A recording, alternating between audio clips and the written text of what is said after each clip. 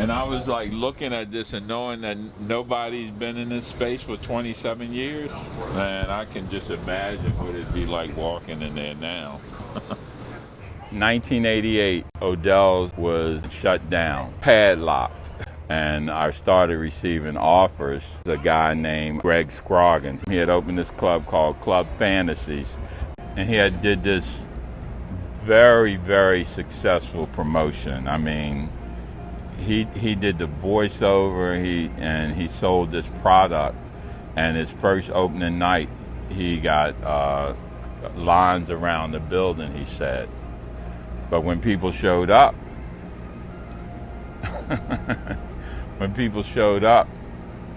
the product that he had advertised was not here.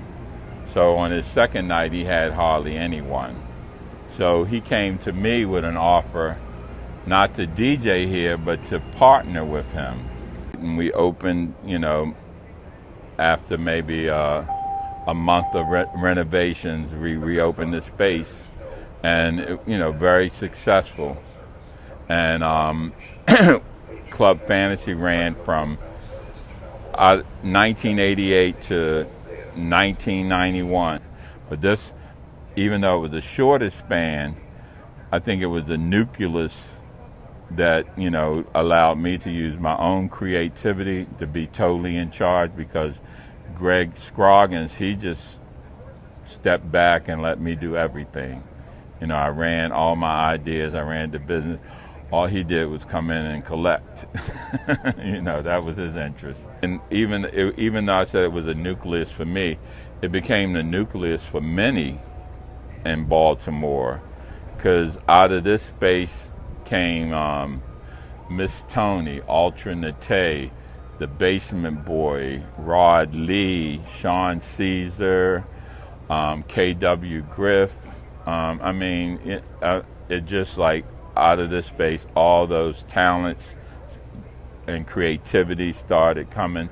We had a Sunday night party here that Teddy Douglas and Tommy Davis, they promoted it, and their roots were definitely house music, stuff from like New York, the type of stuff that was my roots at Odell's. The Friday night became Sean Caesar's night. He was a Friday night DJ, and that was more the urban music when hip hop was starting to become popular.